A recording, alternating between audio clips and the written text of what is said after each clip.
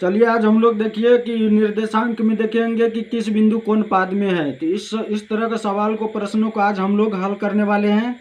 यदि आप लोग इससे पहले एक और वीडियो हमने निर्देशांक से संबंधित दे दिए हैं कि प्रथम चतुर्थांश, द्वितीय चतुर्थांश, तृतीय चतुर्थांश कौन में कौन सा चिन्ह होगा, सारा ये चीज़ हमने इसका बेसिक वीडियो हमने पहले ही अपलोड कर दिए हैं।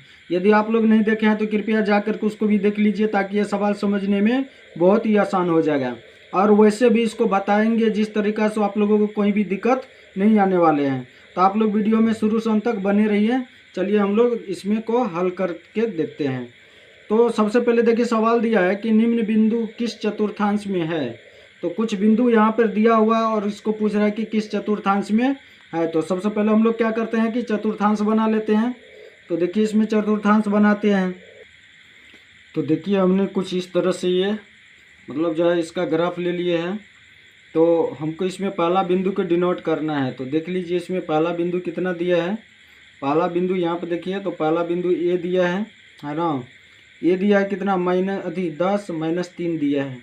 तो इसमें एक बात देखिए कि इसमें पहले इसका चिन्ह ले लेते हैं, इसमें चतुर्थांश लिख लेते हैं।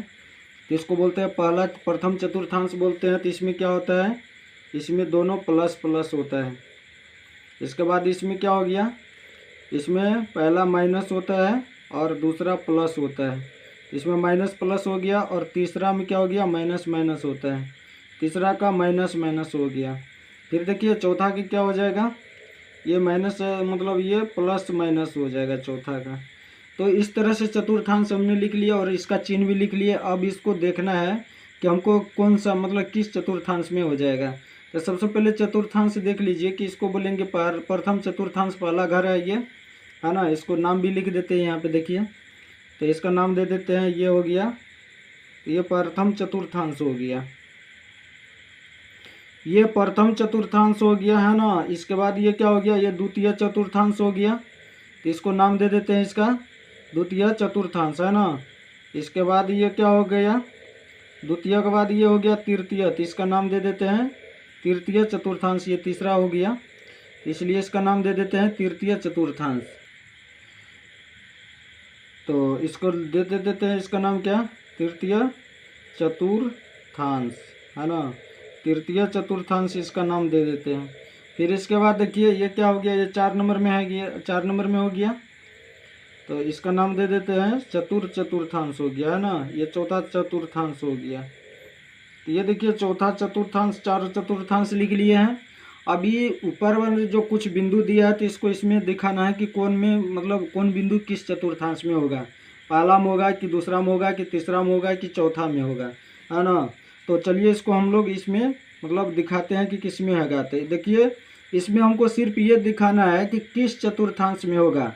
लेकिन यदि अंकित करने के लिए पूछेगा कि इसमें जो है किस चतुर्थांश में ये बिंदु जाएगा, तो इसके लिए हमने एक अलग वीडियो बना दिए हैं। तो उसमें आप लोग जाकर देख लीजिएगा। फिलहाल हम इसमें चलते हैं कि सिर्फ ये देखेंगे कि पहला बिंदु किस चतुर्थांश में होगा। तो एक बात देखिए इसमें क्या हो गया कि इसमें एक्स का वैल्यू भी क्या हो गया, प्लस, और वाई का वैल्यू भी प्लस। तो एक्स का और वाई का दोनों का प्लस प्लस वैल्यू प्रथम चतुर्थांश हो गया।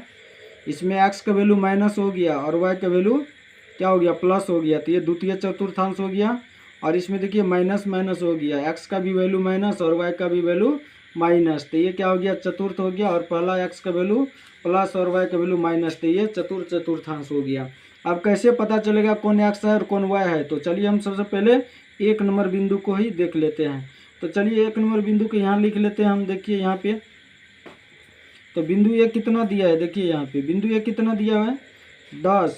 अब कितना दिया, माइनस का 3 दिया है। तो सबसे पहले देखिए एक्स पहला वैल्यू जो होता है वो एक्स का होता है। तो ये क्या है, 10 दिया है। और दूसरा वैल्यू क्या दिया है, दूसरा -3 दिया। तो वह वैल्यू बराबर क्या हो जाएगा, -3। अब ये बताइए कि ये प्लस में दिया है कि माइनस में दिया है 10। तो ये क्या दिया है, ये प्लस में, नहीं कुछ रहता है तो क्या रहता है, प्लस। और ये क्या है, माइनस में। अब देखिए इसमें तो पहला ये 10 प्लस में है। तो देखेंगे पहला प्लस और दूसरा माइनस किस में आता है, तो पहला प्लस और दूसरा माइनस। तो देखिए पहला प्लस दूसरा माइनस। तो ये बताइए किस बिंदु ये चतुर्थांश किस में होगा, पहला में होगा कि दूसरा में कि तीसरा में कि चतुर्थ में। तो ये किस में चला जाएगा, ये चला जाएगा तुमको इसके सामने लिख देंगे, ये चतुर्थांश में चला गया। है ना। इस तरह से इसको बिंदु का नाम लिख देंगे। ये किस चतुर्थांश में चला गया, ये चतुर्थांश में है। सिर्फ इसके आगे चतुर्थांश लिखना है कि किस में है। इसके बाद देखिए दूसरा नंबर दिया है क्या, बी नंबर का दिया है। तो बी नंबर का भी क्या दिया है, देखिए बी नंबर में दिया है -4 है ना, और -6 दिया है। तो इसको कैसे देखें, इसको कैसे लिखेंगे, तो यहाँ पे देखिए x बराबर भी कितना है, -4 और y बराबर भी क्या हो गया, -6 हो गया। मतलब पहला वैल्यू जो होता है x का होता है और दूसरा वैल्यू y का होता है। तो इसलिए देखिए इसमें दोनों क्या है, माइनस माइनस है, x भी माइनस और y भी माइनस। तो देखेंगे कि दोनों माइनस माइनस किस चतुर्थांश में होता है, पहला में, दूसरा में, या तीसरा में, या चौथा में। तो देखिए किस में हो गया, तो ये तीसरा में है। तो इसके आगे लिख देंगे क्या, ये लिख देंगे तृतीय चतुर्थांश, है ना। इसको लिखेंगे तृतीय चतुर्थांश, यहाँ लिखेंगे, इसको लिखेंगे क्या, तृतीय चतुर्थांश, है ना। ये तीसरा में, तीसरी का नाम लिख देंगे तृतीय चतुर्थांश। अब इसी तरह देखिए दूसरा बिंदु, मतलब जो है ये बी नंबर के लिए है, तब सी नंबर का बिंदु देखते हैं। यहाँ पे देखिए तो ये सी नंबर का बिंदु क्या हो गया, -8 हो गया और ये 6 हो गया, है ना। तो देखिए इसमें x बराबर कितना हो गया, -8 है ना, y बराबर कितना हो गया, 6 हो गया। तो देखिए इसमें पहला माइनस और दूसरा प्लस, तो पहला माइनस और दूसरा प्लस, पहला माइनस दूसरा प्लस, तो किस में आ गया, तो ये आ गया द्वितीय में। तो इसको लिखेंगे क्या, इसको लिखेंगे द्वितीय चतुर्थांश, है ना। तो इस तरह से आप लोग जो है समझ गए होंगे, और आप लोग इसको इसी तरह बना लीजिएगा। ये जितना भी बिंदु है सबको इस तरह से डिनोट कर दीजिएगा, और इसमें कुछ खास है नहीं, बस इसको सिर्फ चतुर्थांश लिख देना है सभी के आगे में कि किस चतुर्थांश में होगा, पहला में, दूसरा में, या तीसरा में। यदि आप लोगों को वीडियो अच्छा लगा है तो कृपया चैनल को सब्सक्राइब कर दीजिए और प्यार भरा एक कॉमेंट कर दीजिए, ताकि इस तरह के वीडियो आप लोगों के पास हमेशा पहुंचते रहे। वीडियो देखने के लिए आप लोगों को बहुत बहुत धन्यवाद।